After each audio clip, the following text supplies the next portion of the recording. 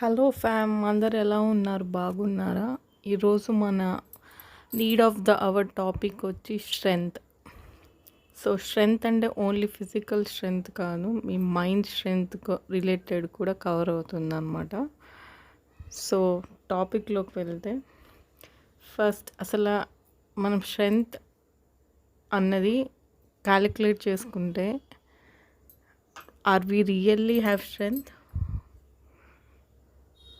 ఎంతమందికి మనము ప్రీవియస్ వాళ్ళతో పోలిస్తే, అంటే మన ఓల్డ్ పీపుల్, అమ్మమ్మలు, నాయనమ్మలు వాళ్ళతో పోలిస్తే మనకి నిజంగా అంత బలం ఉందా? మనం వాళ్ళకన్నా బెటర్ అయ్యామా, లేకపోతే వాళ్ళకన్నా వెనక పడ్డామా? మీ ఒపీనియన్ ఏంటో కమెంట్ చేయండి. సో నేను అనుకునేది ఏంటంటే, మనం జిమ్కి వెళ్తున్నాం, గంటలు ఎక్సర్సైజెస్ చేస్తున్నాం, యోగాలని చేస్తున్నాం, మెడిటేషన్ అన్నీ చేస్తున్నాం. ఇన్ని చేసినా కానీ మనం ఫిజికల్గా కానీ మెంటల్గా కానీ అంత స్ట్రెస్ని డీల్ చేయగలుగుతున్నాము, ఆర్ మనం అంత స్ట్రాంగ్గా మన మైండ్ సెట్ కానీ ఆర్ మన ఫిజికల్ బాడీని కానీ మెయింటైన్ చేయగలుగుతున్నాము? మనం ఎక్కడ వెనకపడ్డామని మీకు అనిపిస్తుందో కామెంట్ చేయండి. మన పాతకాలం వాళ్ళని చూస్తే వాళ్ళు ఏ జిమ్ములు అవన్నీ మనలాగా నెలలు ఫీజులు కట్టి అది 1-2 days మనం జిమ్కి వెళ్ళి జిమ్ డ్రెస్సులకి, జిమ్ అవుట్ఫిట్స్కి, జిమ్ యాక్సెసరీస్కి, జిమ్ వాటి కోసం మనం వేలు ఖర్చు పెడుతున్నాం. చాలామంది జిమ్ ఫీజు కట్టినా కానీ జిమ్ములకే వెళ్ళట్లేదు. ఇంత గ్యాప్ ఎందుకు వచ్చింది? మనం చెయ్యలేమని తెలిసి కూడా, ఆర్ చెయ్యలేరని తెలిసి కూడా ఎందుకని మనం ఫోర్స్ఫుల్గా ఒక జిమ్ ఫీజు కట్టేసినంత మాత్రాన మనకి హెల్త్ వచ్చేస్తుంది అన్న అపోహలో ఇప్పటి యూత్ ఆర్ పీపుల్ ఎందుకుంటున్నారు? ఎప్పుడైనా ఆలోచించారా? ఫస్ట్ ఆఫ్ ఆల్ నేను ఈ పని చేయగలను అని ఫిక్స్ అయినప్పుడు, ఆర్ నేను ఈ జిమ్కి గ్యారంటీ వెళ్ళగలను అని ఫిక్స్ అయినప్పుడు మనం జిమ్ ఫీజెస్ కట్టి gym outfits, gym shoes, gym accessories ఇవన్నీ కొనుక్కోవాలి. కానీ మనం ముందే ఎందుకు డిసైడ్ అయిపోతున్నాం?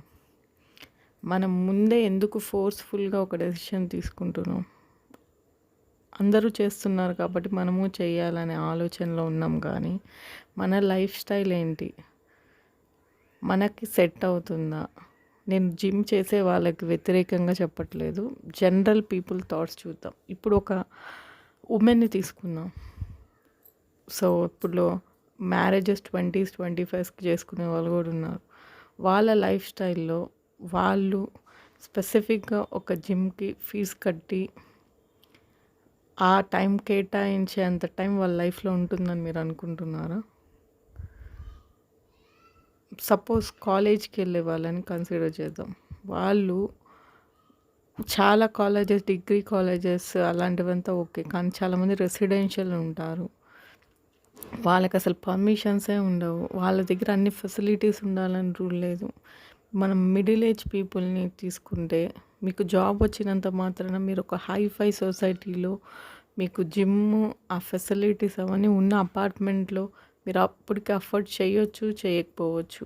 కనీసం ఒక టెనెంట్ కింద జాయిన్ అవ్వాలన్నా కానీ మినిమం 20,000 to 25,000 మనం చేయాల్సి వస్తుంది ఈ ఫెసిలిటీస్ అన్నీ ఉన్న దానిలో. ఇప్పుడు రీసెంట్గానే మేము ఒక ఇల్లు కొందామని సర్చ్ చేస్తే మినిమం ఒక 1 to 2 crores లేనిదే అన్ని ఫెసిలిటీస్ ఉన్న అపార్ట్మెంట్స్ రావట్లేదు. సో ఒక మిడిల్ క్లాస్ పర్సన్ ఒక లైఫ్ని మీరు పేస్ చేసుకుంటే వాళ్ళకు వచ్చే ఇన్కమే చాలా లిమిటెడ్ ఉంటుంది. సో వాళ్ళు ఇలా 1-2 crores అఫోర్డ్ చేయగలరా? సో ఆబ్వియస్గా ఈ జిమ్, ఈ ఫెసిలిటీస్ అన్నీ చాలా తక్కువ మందికి అవైలబుల్లో ఉన్నాయి. సో ఇప్పుడు జనరల్ జిమ్స్ చూస్తాం. ఇప్పుడు జనరల్గా ఇప్పుడు అందరు జిమ్ బిజినెస్లు అవన్నీ స్టార్ట్ చేస్తున్నారు. ఫస్ట్ మనీ కలెక్ట్ చేసేసుకుంటారు. మనకి ఎక్కువ ఆఫర్లు ఇచ్చేస్తారు మనల్ని టెంప్ట్ చేయడానికి. మీరు 1 year మెంబర్షిప్ తీసుకుంటే ఇంకా చీప్ వస్తుంది. 2 తీసుకుంటే 10 తీసుకుంటే 10 years తీసుకునే వాళ్ళు కూడా ఉన్నారు మన సొసైటీలో. నేనేం చెప్తున్నానంటే, ఈరోజు ఇక్కడున్న రేపు ఎక్కడుంటారో గ్యారంటీ లేనప్పుడు, మీరు ఇంత లాంగ్ ముందే మనీ పే చేసేసుకొని, ఫస్ట్ మీకు మీ మైండ్ స్ట్రెంగ్త్ ఏంటి, మీ బాడీ స్ట్రెంగ్త్ ఏంటి, మీ లైఫ్ స్టైల్ ఏంటి, ఈ క్యాలిక్యులేషన్స్ అన్నీ చేసుకునే స్టేజ్‌లో ఒక పర్సన్ ఉన్నారా? సో, ఇవన్నీ చేసుకొని ఒక అవేర్‌నెస్‌తో జిమ్ జాయిన్ అయిన వాళ్ళకి హ్యాట్స్ ఆఫ్. వాళ్ళు really they are strength. So, ఒక స్ట్రెంగ్త్ అంటే ఓన్లీ ఫిజికల్ బాడీని పెంచేయడము, జిమ్స్‌కెళ్ళిపోయి గంటలు చేయడం కాదు. మీ లైఫ్‌లో మీరొక డెసిషన్‌ని కరెక్ట్‌గా తీసుకున్నారంటే మీకు నిజంగా స్ట్రెంగ్త్ ఉందని అర్థం. ఎందుకంటే అక్కడ మీరు ఓన్లీ మీ మైండ్‌నే వాడట్లేదు. మీ మైండ్‌లో వచ్చిన థాట్ మీ బాడీ సహకరించకపోతే అది ఎంత పెద్ద థాట్ అయినా కానీ మీరు ప్రాక్టికల్‌గా ఇంప్లిమెంట్ చేయలేరు. అందుకే హెల్త్ ఈజ్ వెల్త్ అని మనకు కొటేషనే ఉంది. సో, ఎందుకు హెల్త్‌కి అంత ఇంపార్టెన్స్ ఇచ్చారు? ఇప్పుడులో చాలామంది హెల్త్ అంటే ఓన్లీ ఫిజికల్ హెల్త్ పైనే కాన్సంట్రేట్ చేస్తున్నారు. What about mental health? అసలు మెంటల్ హెల్త్ అనే కాన్సెప్టే ఇప్పటికీ ఇండియాలో చాలామందికి తెలియదు. ఎందుకు మెంటల్ హెల్త్ డాక్టర్స్ అంత ఫేమస్ అవ్వలేదు ఇండియాలో? ఇప్పుడు ఇంత మెంటల్ హెల్త్ డాక్టర్స్ పెరిగిపోతున్నారు. ఒకప్పుడు మనకి వీళ్ళెవ్వరు లేకపోయినా కానీ మనం సిచ్యువేషన్స్ అన్నీ డీల్ చేసాం. ఇప్పుడు ఎందుకు పీపుల్‌కి అంత స్ట్రెంగ్త్ ఉండట్లేదు? వాళ్ళ సిచ్యుయేషన్స్ వాళ్ళు డీల్ చేసుకోవడానికి వాళ్ళ లైఫ్ గురించి వాళ్ళకి బాగా తెలుసు. కానీ ఇంకొక థర్డ్ పర్సన్ హెల్ప్ ఎందుకు అవసరం అవుతుంది? మనం ఎందుకని చెప్పి ఒక డెసిషన్ తీసుకోవాలంటే థర్డ్ పర్సన్ పైన డిపెండ్ అయిపోయే స్టేజ్‌కి వచ్చాం.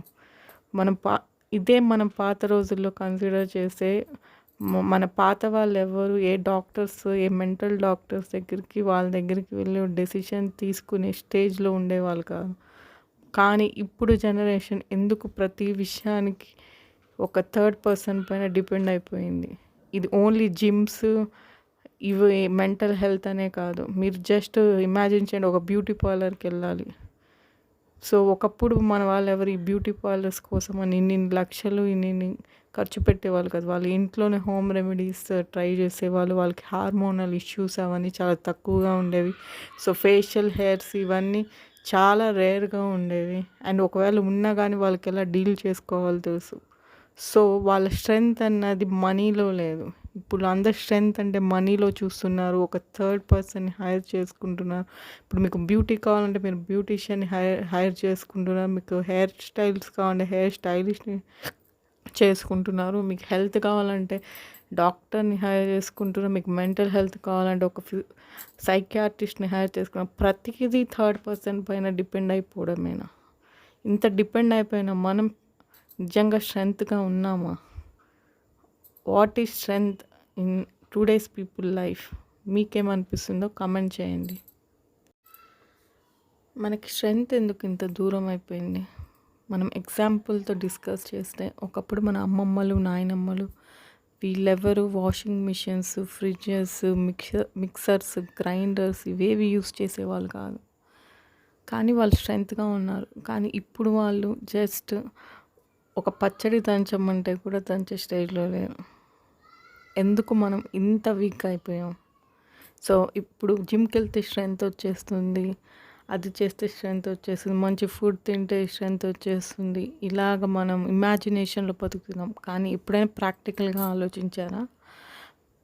So, practice makes things perfect అని మనకొక సామెతే ఉంది. సో, మనం రోజు చేయని పనిని సడన్‌గా ఒకసారి చేస్తే మనం వీక్‌గానే అనిపిస్తాం.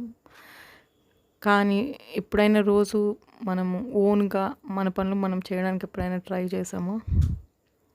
సో, ఒక బిందె వాటర్ తీసుకొని ఈ రోజుల్లో మనమున్న అపార్ట్మెంట్స్‌లో క్యారీ చేయడం అంత ఈజీనా? ఎందుకని మనం అన్నిటికి లిఫ్ట్స్ పైన ఆధారపడిపోయాం? ప్రతి చిన్న వస్తువు తీసుకోపోవాలన్నా కానీ ఇప్పుడున్న అపార్ట్మెంట్ కల్చర్‌లో మనం లిఫ్ట్ లేకుండా బతికే స్టేజెస్‌లో లేకుండా ఎందుకు అంత డిపెండ్ అయిపోయాం? ఒక ఫస్ట్ ఫ్లోర్‌లో ఉన్న పర్సన్ కూడా లిఫ్ట్ లేనిదే మూవ్ అవ్వలేకపోతున్నారు. ఎందుకు అవ్వలేకపోతున్నారు? ఒక ఫస్ట్ ఫ్లోర్ పర్సన్ ఈజీగా స్టైర్స్ యూజ్ చేయొచ్చు. సపోజ్ అదే పర్సన్ ఒక ఇండిపెండెంట్ హౌస్లో ఉంటే వాళ్ళు స్టైర్స్ యూస్ చేయరా? ఎందుకని?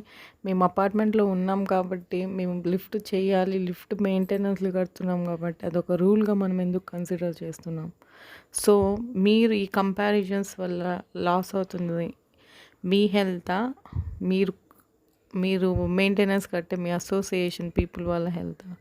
సో మనం మనీ ఇన్వెస్ట్ చేస్తున్నాం కదా అని చెప్పి ప్రతి ఒక్క ఫెసిలిటీని వాడుకోవడానికి ట్రై చేస్తున్నాం. ఫస్ట్ ఆఫ్ ఆల్ ఆ మనీ మనము ఒక థింగ్ పైన ఆర్ ఒక వస్తువు పైన ఎందుకు ఇన్వెస్ట్ చేయాలి, దాన్ని మ్యాక్సిమం యూటిలైజ్ చేయాలనే పిచ్చితో మనం చేయాల్సిన minimum exercise kind of works కూడా చేయకుండా ప్రతిదీ మెషిన్ పైన ఎందుకు డిపెండ్ అయిపోయాం? నేను మొన్న కొన్ని హోటల్స్కి వెళ్ళి చూస్తే రోబోస్తో సర్వ్ చేపిస్తున్నారు. ఎందుకు అని నేను వాళ్ళతో కూర్చొని మాట్లాడాను. వాళ్ళు చెప్పిన సమాధానం ఏంటంటే వాళ్ళు వెయిటర్స్ని పెట్టుకుంటే వాళ్ళు మేము ఇంత వర్క్ హ్యాండిల్ చేయలేమని చెప్పి ఎక్స్ట్రా ఫీజెస్ వేజెస్ అడుగుతున్నారని చెప్పారు. సో కన్సిడర్ చేస్తే ఒక హోటల్లో వర్క్ చేసే ఎంప్లాయీ మినిమం 200 టైమ్స్ తిరగాల్సి వస్తుంది కిచెన్ టు టేబుల్. సో వాళ్ళు ఏం కంప్లైంట్ చేశారంటే మేము 200-300 టైమ్స్ తిరిగేంత ఎనర్జీ మా దగ్గర లేదని కంప్లైంట్ చేశారు. సో అందుకని హోటల్ వాళ్ళు రోబోని పైన ఇన్వెస్ట్ చేశారు. సో నేనేమన్నానంటే మీరు మ్యాన్ పవర్ పెంచుకోవచ్చు కదా అని చెప్పాను. సో వాళ్ళు ఏం చెప్పారంటే అది కాస్ట్ ఎఫెక్టివ్ కాదని చెప్పారు. సో ఒక హోటల్లోనే ఒక పీపుల్ రన్ చేయలేకపోతుంది, ఇంకా లైఫ్ మొత్తం వాళ్ళు ఎలా లీడ్ చేయగలరని మీరు అనుకుంటున్నారు? ఒకప్పుడు పాత వాళ్ళు కిలోమీటర్స్ నడిచేవారు. ఒకప్పుడు మనము వినుంటే చిన్నప్పుడు మేము స్కూల్కి వెళ్ళడానికి 7 కిలోమీటర్స్ నడిచాము, 8 కిలోమీటర్స్ నడిచాము అని చెప్పేవాళ్ళు మనకు కనిపిస్తారు. కానీ ఎందుకు ఇప్పుడు సిటీస్లో ఉన్న పీపుల్ ఆర్ ఇప్పుడు సిటీస్ అనే కాదు విలేజెస్లో వాళ్ళు కూడా ఎందుకు ఇంత లేజీగా తయారయ్యారు? పోనీ సిటీస్లో వాళ్ళకి అంత ప్లేస్ ఉండదు, అంత టైం ఉండదు అని అనుకోవచ్చు. కానీ ఒక ఖాళీగా కూర్చున్న వ్యక్తి కూడా వాళ్ళ ఫిజికల్ బాడీ పైన, వాళ్ళ మెంటల్ స్ట్రెంగ్త్ పైన టైం ఇన్వెస్ట్ చేయకుండా ఎప్పుడు ప్రొక్రాస్టినేషన్స్ చేసుకుంటూ టైంపాస్ వీడియోస్ చూసుకుంటూ ఎందుకు వాళ్ళ టైంని వాళ్ళు వేస్ట్ చేస్తున్నారు? ఎప్పుడైనా ఆలోచించారా? సో ఇప్పుడు థింక్ చేయండి, ఈ రోజులు వాళ్ళకి మనీ సంపాదించడం పైన ఉన్న దృష్టి ఆర్ ఇంట్రెస్ట్ వాళ్ళ స్ట్రెంగ్స్ని పెంచుకోవడం పైన నిజంగా ఉందా? వాళ్ళ బాడీని 100%, వాళ్ళ మైండ్ని 100% యూజ్ చేసుకోవడం పైన వాళ్ళకి ఇంట్రెస్ట్ ఉందా?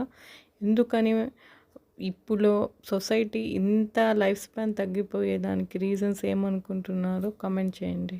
మళ్ళీ మనమే కంప్లైంట్ చేస్తున్నాం ఒకప్పుడుతో లైఫ్ స్పాన్ పోలిస్తే ఇప్పుడు లైఫ్ స్పాన్ చాలా తగ్గిపోయిందని. సో ఇప్పుడు ఆలోచించండి, మనం యూజ్ చేయాల్సింది వస్తువులా లేక మన బాడీ అండ్ మైండ్నా? సో మీకేమనిపిస్తుందో కామెంట్ చేయండి.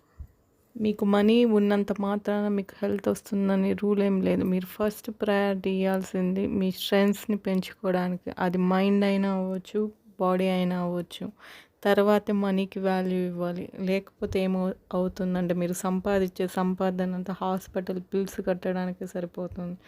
ఆ హాస్పిటల్స్ బిల్స్ కట్టినంత మాత్రాన కూడా మీకు హెల్త్ వస్తుందని రూల్ ఏం లేదు. సో స్ట్రెంగ్త్ తెచ్చుకోవడం అన్నది ఒక ప్రాసెస్. ఆ ప్రాసెస్లో మనం ఫస్ట్గా చేయాల్సింది మన పని మనం చేసుకోవడం, మనకి వీలైనంత వరకు మెషిన్స్ని యూజ్ చేయకుండా వర్క్ చేయగలగడం. సో అది ప్రాక్టీస్ చేయడం స్టార్ట్ చేస్తే మనకి ఫిజికల్ స్ట్రెంగ్త్ ఫస్ట్ పెరుగుతుంది. ఇప్పుడు మనం మెంటల్ స్ట్రెంగ్త్ గురించి మాట్లాడదాం. ఏదైనా ఒక చిన్న ప్రాబ్లం రాగానే ఎందుకని అందరూ ప్యానిక్ అయిపోతున్నారు? ఒకప్పుడు ఇంతకన్నా పెద్ద ప్రాబ్లమ్సే చూసారు. ఒకప్పుడు పీపుల్కి ఇంత సివిలైజేషన్ లేదు. వాళ్ళు దాదాపు అడవుల్లోనే పెరిగేవాళ్ళు. వాళ్ళకి ఎప్పుడు పులి వస్తుందో తెలియదు, ఎప్పుడు ఏ జంతువులు వచ్చి అటాక్ చేస్తాయో తెలియదు. వాళ్ళకి వండుకోవడానికి మళ్ళీ స్టవ్వులు లేవు, మళ్ళీ వెరైటీ ఫుడ్స్ లేవు, ఏం లేవు. అయినా కానీ వాళ్ళు లీడ్ చేశారు. వాళ్ళ మెంటల్ స్ట్రెంగ్త్కి ఏం కాలేదు. కానీ ఇప్పుడు వాళ్ళు ఎందుకు ఇంత సెన్సిటివ్ అయిపోయారు? ఏదైనా చిన్న ప్రాబ్లం రాగానే ఎందుకు ఎమోషనల్గా ఎగ్జాస్ట్ అయిపోతున్నారు? ఎందుకు మన మెంటల్ స్ట్రెంత్ తగ్గిపోతుంది రోజు రోజుకి? బికాస్ ఆఫ్ కంఫర్ట్సా, ఫెసిలిటీసా, ఆర్ మీ లైఫ్లో మీకు అన్నీ ముందే రావడం వల్ల? ఏమనుకుంటున్నారో కామెంట్ చేయండి. మనం ఒక ఎగ్జాంపుల్తో డిస్కస్ చేస్తే, మనం అమ్మమ్మలు తాతయ్య వాళ్ళు మినిమం ఒక 10 to 15 పీపుల్ని కనేవాళ్ళు. సో వాళ్ళకి పిల్లల పైన ఇంత ఇప్పుడు మనం ఇస్తున్నట్టు ఓవర్ అటెన్షన్స్ ఇచ్చేవాళ్ళు కాదు.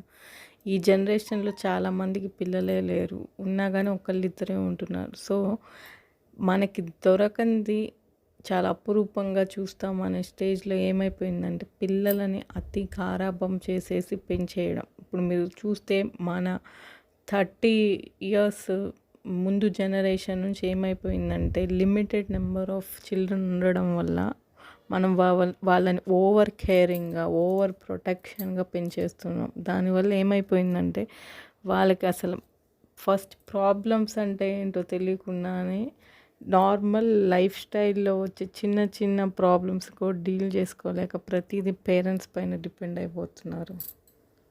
ఫస్ట్ మన ప్రజెంట్ జనరేషన్ ఇప్పుడైనా మేల్కొని పిల్లల పేరెంటింగ్స్ వాటిల్లో మెయిన్గా చేయాల్సిన మార్పు ఏంటంటే, మీ పిల్లలు ఏడిస్తే ఏడవనివ్వండి, నవ్వితే ఫుల్గా నవ్వనివ్వండి. అంతేగాని ప్రతి చిన్నది వాళ్ళకి ఎమోషన్ని కూడా ప్రాబ్లంగా కన్వే చేయొద్దు.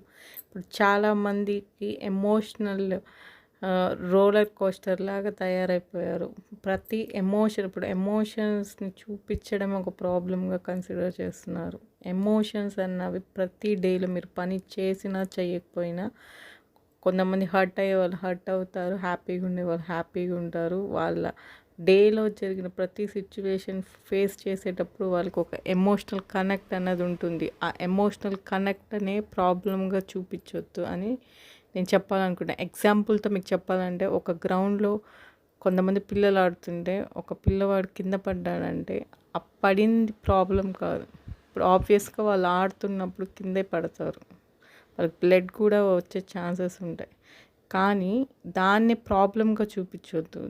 అది ఒక సిచ్యువేషన్. ఆ సిచ్యువేషన్లో వాళ్ళు ఎలా డీల్ చేయాలన్నది మాత్రమే నేర్పించాలి. అంతేగాని మీరు అసలు ఆడడమే తప్పు, మీరు పడడం ఇంకా తప్పు, అలాగా పిల్లల్ని కంట్రోల్ చేయొద్దు. మీరు పిల్లల్ని ఎంత ఎక్కువగా కంట్రోల్ చేయాలనుకుంటే వాళ్ళు అంత ఎక్కువగా డిపెండ్ అయిపోయి రేపొద్దున వాళ్ళ రియల్ లైఫ్లో వచ్చే ప్రాబ్లమ్స్ని అస్సలు ఫేస్ చేసే స్టేజ్లో కూడా ఉండలేరు. కావాలంటే మీరు గమనిస్తే, అంతకుముందు ఎవరైనా చనిపోతే వాళ్ళు క్యాజువల్గా తీసుకునేవాళ్ళు. ఈ డిప్రెషన్స్ ఇవన్నీ ఉండేవి కాదు. కానీ ఇప్పుడు ఒక లవ్ ఫెయిల్యూర్ అయినా, ఒక బ్రేకప్ అయినా, ఏదైనా సూసైడ్ గురించి ఆలోచించడము, ఇవన్నీ ఎందుకు జరుగుతున్నాయి? ఎప్పుడైనా ఆలోచించారా? ఎందుకంటే మనము పీపుల్ని వాళ్ళ ఎమోషన్స్ అన్నీ చూపించే స్టేజ్లో వాళ్ళని వదలట్లేదు. ప్రతిదీ కంట్రోల్ చెయ్యమని చెప్తున్నాం. ఎందుకు ప్రతిదీ అసలు కంట్రోల్ చేయాలని ఎప్పుడైనా మీరు ఆలోచించారా? ఎందుకంటే వాళ్ళు ఇంట్లోనే ఉంటున్నారు కదా. వాళ్ళేం అట్లీస్ట్ బయటకు పోతే బయట వాళ్ళ ముందు వాళ్ళ ఎమోషన్స్ అన్నీ చూపిస్తే వాళ్ళు అడ్వాంటేజ్ తీసుకోవాలని ట్రై చేస్తారనైనా మీరు కంట్రోల్ చేశారంటే దానికి ఒక అర్థం ఉంది. కానీ ఇంట్లో ఉన్న పిల్లల్ని కూడా పేరెంట్స్ కంట్రోల్ చేస్తున్నారు. ఇప్పుడు ఆంటీ వస్తే ఇట్లా మాట్లాడద్దు, ఆంటీ వస్తే అట్లా మాట్లాడద్దు, అంకుల్తో ఇలా మాట్లాడద్దు, అన్నతో అలా ఇట్లా ఎందుకు కంట్రోల్ చేస్తున్నారు? Let them talk, let them show their emotion. అప్పుడు మీరు కరెక్ట్ చేయండి. అంతేగాని అసలు ఎమోషనే చూపించొద్దని మీరు కంట్రోల్ చేయడం వల్ల వాళ్ళు ప్రతిదీ వాళ్ళ మైండ్లోనే పెట్టేసుకుని, చాలామందికి ఇప్పుడు మెంటల్ ప్రాబ్లమ్స్ రావడానికి కూడా రీజన్ ఇదే. ఎందుకంటే వాళ్ళ మైండ్లో ఉన్నది ఎక్స్ప్రెస్ చేసే ఎన్విరాన్మెంట్లో వాళ్ళు లేరు. ఇప్పుడులో మెయిన్గా పేరెంట్స్కి టైం లేదు. వాళ్ళ పిల్లల ఎమోషన్స్ని అనలైజ్ చేసి వాళ్ళకి గైడెన్స్ ఇచ్చేంత టైం లేదు. ఎవరి లైఫ్లో వాళ్ళు బిజీ అయిపోయారు. కానీ ఒక్క నిమిషం ఆలోచించండి, at the end of the day మీకు ఫ్యామిలీ ఇంపార్టెంటా, లేకపోతే మీరు బయట చేసిన మీ వర్క్ ఇంపార్టెంటా? మీరు బయట ఎంత పేరు సంపాదించినా కానీ మీ ఫ్యామిలీ రూట్స్ సరిగ్గా లేకపోతే మీరు మీ చిల్డ్రన్స్ని సరిగ్గా పెంచకపోతే, సో నేనేం చెప్పాలనుకుంటున్నానంటే, మీరు లైఫ్ని ఒక బాయిలర్ కోడిలాగా ఒక షెల్ఫ్లో, ఒక పంజరంలో కూర్చున్న బాయిలర్ కోడిలా అలానే చూడకుండా, ఒక కంట్రీ హెన్ లాగా, తెలుగులో చెప్పాలంటే నాటుకోడి అంటారు కదా, దానికి ఏమి రెస్ట్రిక్షన్స్ ఉండవు, ఏమి ఉండవు. హ్యాపీగా మనం మన ఇంటి బ్యాక్ సైడ్ ప్లేస్లో ఉంచితే అవే తిరుగుతాయి, అవే వాటి ఫుడ్ అవన్నీ తెచ్చుకొని అవే తిని, అలాగా మీరు మనుషుల్ని కూడా పెంచినప్పుడు మీకు అసలు మెయిన్ ప్రాబ్లం ఏంటి, ఆ ప్రాబ్లమ్ని ఎలా హ్యాండిల్ చేయాలని అర్థమవుతుంది. ఐ హోప్ ఈ పాడ్కాస్ట్ మీకు నచ్చుంటుంది. మీ ఒపీనియన్స్ అన్నీ కమెంట్ చేయండి. మీకు ఈ ఛానల్ పైన కానీ ఏమైనా క్వశ్చన్స్ ఉంటే కమెంట్ చేస్తే మనం దాని టాపిక్గా తీసుకొని డిస్కస్ చేద్దాం. ఫ్యూచర్లో మీకు మంచిగా 1-to-1 ఇంటరాక్షన్ సెషన్స్ కూడా వచ్చే ఛాన్స్ ఉంటుంది based on your encouragement. Okay, మీ లైఫ్లో మీరు స్ట్రెంగ్త్ని హ్యాండిల్ చేసే స్టేజ్లో ఉన్నారా లేరా, మీ ఫిజికల్ స్ట్రెంగ్త్, మీ మెంటల్ స్ట్రెంగ్త్ ఎలా ఉంది అని చెక్ చేసుకోవడానికి మీకు ఒక చెక్ లిస్ట్ ప్రిపేర్ చేసుకోండి. ఆ చెక్ లిస్ట్లో ఏముండాలంటే, మీరు ఫస్ట్ ఫిజికల్ స్ట్రెంగ్త్కి ఒక చెక్ లిస్ట్, మెంటల్ స్ట్రెంగ్త్కి ఒక చెక్ లిస్ట్ ప్రిపేర్ చేసుకొని ఈ పని నేను చేయగలను అనుకున్నవని టిక్ పెట్టుకోండి. అండ్ మెంటల్ స్ట్రెంగ్త్ కోసం ఈ మనిషి లేకుండా నేను బతకగలనని టిక్ పెట్టుకోండి. మీ లిస్టులో మీరు ఎవరు లేకుండా బతకగలిగిన మీ మెంటల్ స్ట్రెంగ్త్ 100% ఉన్నట్టే. మీరు అన్ని పనులు చేసి బతకగలిగిన మీ ఫిజికల్ స్ట్రెంగ్త్ 100% ఉన్నట్టే. ఇప్పుడు మీకు మీరు మార్క్స్ వేసుకోండి. ఐ హోప్ ఈ పాడ్కాస్ట్ మీకు యూజ్ అయింది అనుకుంటున్నాను. ఇలాంటి మంచి మంచి పాడ్కాస్ట్ ఇంకా ఫ్యూచర్లో మనం డిస్కస్ చేయడానికి please like, share and subscribe my channel. మీ మైండ్లో ఏమన్నా టాపిక్స్ ఉన్నా కానీ కమెంట్స్ చేస్తే మనం ఆ టాపిక్ పైన పాడ్కాస్ట్ చేయడానికి ట్రై చేస్తాము. Okay, thank you for your love and support. Please like, share and subscribe my channel. Thank you. Bye.